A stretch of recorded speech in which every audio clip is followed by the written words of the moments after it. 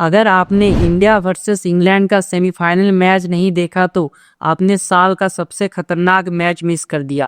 India ने first batting करते हुए 253 ठोक दिए और ऐसा लग रहा था कि मैच खत्म, इस मैच को इंग्लैंड हार जाएगा। लेकिन फिर आया जैकब बैथल का तूफानी सेंचुरी, जिसने पूरे मैच को पलट कर रख दिया और ऐसा स्थिति आ गया कि इंडिया का जीत खतरे में पड़ गया था। फिर आखिरी ओवर में जाकर इंडिया इस मैच को सिर्फ 7 रनों से जीता।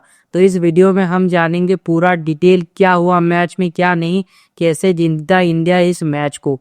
तो बिना देर के चलिए वीडियो को स्टार्ट करते हैं। तो इंडिया वर्सेस इंग्लैंड का सेमीफाइनल 2 का मैच वानखेड़े स्टेडियम में खेला जा रहा था और इंग्लैंड ने टॉस जीता और कहा कि हम पहले बॉलिंग करेंगे और इंडिया को फर्स्ट बैटिंग करने को कहा।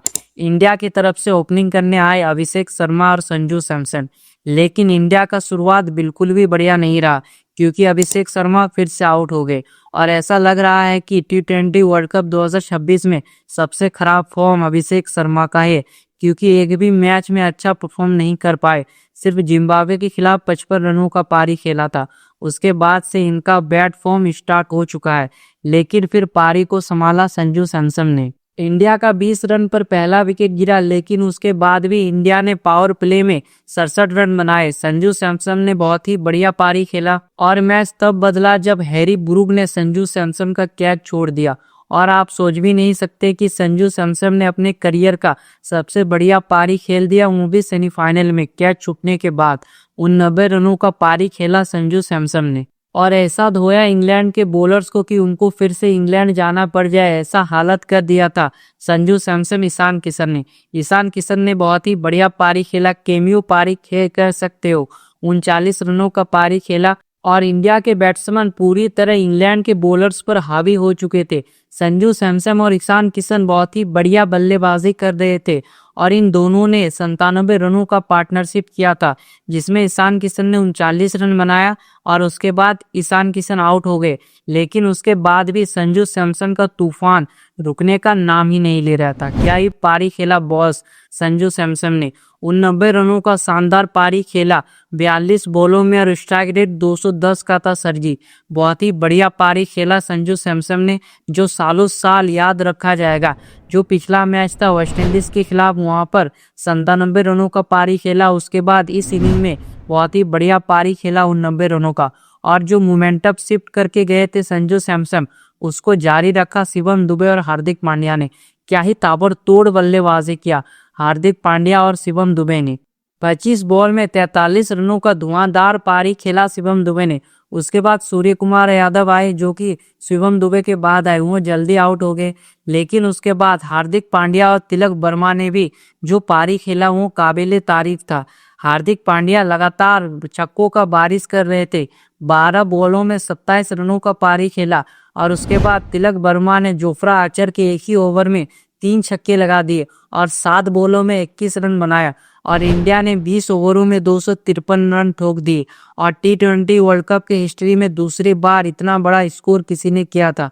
पहले श्रीलंका ने किया था, उसके बाद अब इंडिया ने 2026 में किया है। 253 रन ठोक दिए और इंग्लैंड के सामने लक्ष्य रखा 254 रनों का, जो कि पहाड़ जैसा लक्ष्य था इंग्लैंड के सामने। और इंग्लैंड के बॉलर्स को इंडियन बैट्समैन ने बिना पानी के धो डाला, जिसमें सबसे ज्यादा किसी ने मार खाया है तो वह जोफ्रा आर्चर, जिन्होंने 4 में 61 दिए। मतलब आप सोचो, इतना बढ़िया बॉलर जो 4 में 61 खा रहे। उसके बाद विल जैक्स ने सबसे बढ़िया बॉलिंग किया, 4 ओवर में 40 रन, साथ ही में 2 विकेट लिए। ओवरटन 3 में 36 बिना कोई विकेट के। सैम करन 4 में 53 बिना कोई विकेट के। आदिल रशीद 4 में 41, 2 विकेट, इन्होंने भी बढ़िया बॉलिंग किया। डवेसन ने 1 ओवर में 19 बिना कोई विकेट के। तो ये रहा इंग्लैंड का bowling score card.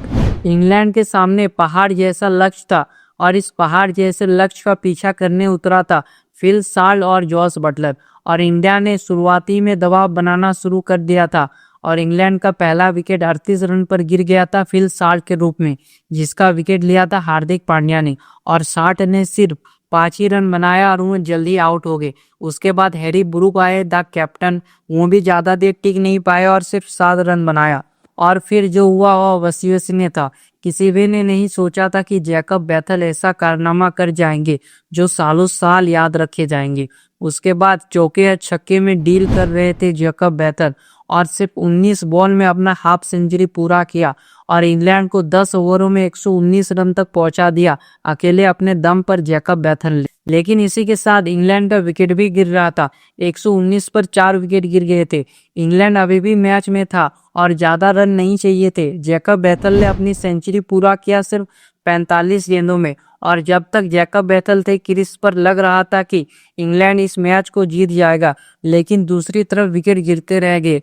Will Jacks भी एक तरफ से बहुत ही बढ़िया पारी खेल रहे थे, 35 रन बनाया, लेकिन जो कैच पकड़ा अक्षर पटेल ने, विल जैक्स का कैच था। मारने गए अर्शदीप सिंह के बॉल पर डायरेक्ट कैच, ये कैच था ही नहीं, लेकिन अक्षर पटेल के हाथों में शायद कोई फेविकोल था, इतना ही बढ़िया कैच दिया और शिवम दुबे को दे दिया, जिसकी वजह से विल जैक्स जल्दी आउट हो गए और इस मैच में पकड़ और भी ज्यादा मजबूत हो गया इंडिया का। और फिर बैटिंग करने आए सैम करन। और अगर इस मैच का हारने का सबसे बड़ा कोई जिम्मेदार है इंग्लैंड की तरफ से, ना मैं बॉलर्स को दूंगा ना बैट्समैन को, मैं दूंगा सैम करन। वो इतने प्रेशर वाले सिचुएशन में बैटिंग करने आए लेकिन कुछ खास कमाल ही नहीं कर पाए, बैट में लग ही नहीं रहा था।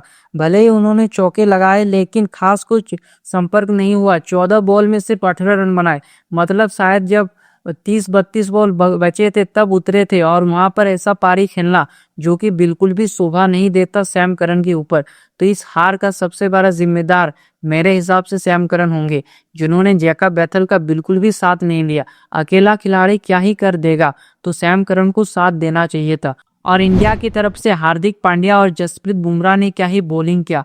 जसप्रीत बुमराह ने 16वां ओवर डाला जहां पर उन्होंने सिर्फ 8 रन दिया। उसके बाद फिर उन्होंने 18वां ओवर डाला जहां पर उन्होंने सिर्फ 8 रन दिया। और हार्दिक पांड्या के जो 2 ओवर थे उसी में तो लग रहा था कि इंडिया इस मैच को जीतेगा। फिर हार्दिक पांड्या ने भी बहुत बढ़िया बॉलिंग किया और सिर्फ 9 रन दिया, वो भी 19वें ओवर में। उसके बाद जो पूरा मैच है वो इंडिया के पकड़ में आ चुका था। और अर्शदीप सिंह ने भी 17वां ओवर बढ़िया किया था जहां पर उन्होंने शायद 15 या 16 रन दिए थे।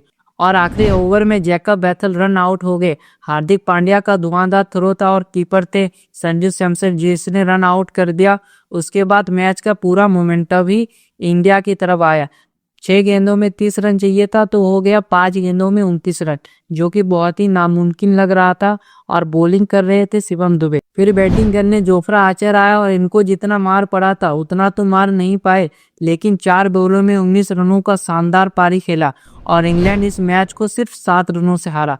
आप सोच के देख सकते हो, जहां इंडिया 253 रन बनाता है तो लग रहा था कि एक तरफा मैच इंडिया जीत जाएगा, लेकिन इंग्लैंड ने बहुत ही अच्छा टक्कर दिया इंडिया को और सिर्फ 7 रनों से जीता, ज्यादा रनों से नहीं जीता। और इंडिया का बॉलिंग देखे तो हार्दिक पांड्या और जसप्रीत बुमराह के अलावा सभी ने अच्छा खासा मार खाया। तो अर्शदीप सिंह ने 4 में 51 दी, 1 विकेट। हार्दिक पांड्या 4 में 38, 2 विकेट। इनका इकोनॉमी 9.50 का था। और जसप्रीत बुमराह 4 में 33, 1 विकेट। और जसप्रीत बुमराह ने जो लास्ट में 2 ओवर डाला उसी ने मैच को जिता दिया, क्योंकि उसमें रन ही नहीं बना पाए इंग्लैंड के बैट्समैन। और इन्होंने 1 विकेट लिया। वरुण चक्रवर्ती को बहुत ज्यादा मार पड़ा, 4 में 64, 1 विकेट। पिछले मैच में भी पड़ा था और उससे पिछले मैच में भी पड़ा था, मतलब वरुण चक्रवर्ती महंगे साबित हो रहे। अक्षर पटेल 3 में 35, 1 विकेट। अक्षर पटेल तो बॉलिंग में कुछ नहीं कर पाए, लेकिन जो कैचेस लिए 2 कैचेस वो बहुत अहम थे इस मैच के। शिवम दुबे 1 में 22। और इंडिया ने इस मैच को 7 रनों से जीत लिया है और अब वो फाइनल खेलने वाले हैं अहमदाबाद में न्यूजीलैंड के साथ। तो इस मैच के सबसे बड़े मूवमेंट रहे संजू सैमसन का 15 रन पर कैच छूटना और उसके बाद 89 रन का धुआंधार पारी खेलना। फिर जैकब बैथल ने भी 105 रनों का ऐतिहासिक पारी खेला, वो भी T20 वर्ल्ड कप में। बुमराह और हार्दिक पांड्या डेथ ओवर में बहुत ही बढ़िया बॉलिंग किया, जिसकी बदौलत इंडिया इस मैच को जीत चुका है। और इस मैच में टोटल 34 छक्के लगे थे और इस मैच के प्लेयर ऑफ द मैच रहे संजू सैमसन। तो दोस्तों ये था आज की मैच का लेखा जोखा। जल्दी हम इंडिया और न्यूजीलैंड के प्रीव्यू वीडियो में मिलेंगे। तो ऐसे वीडियोस देखने के लिए वीडियो को लाइक, चैनल को सब्सक्राइब। मिलते हैं नेक्स्ट वीडियो में। जय हिंद।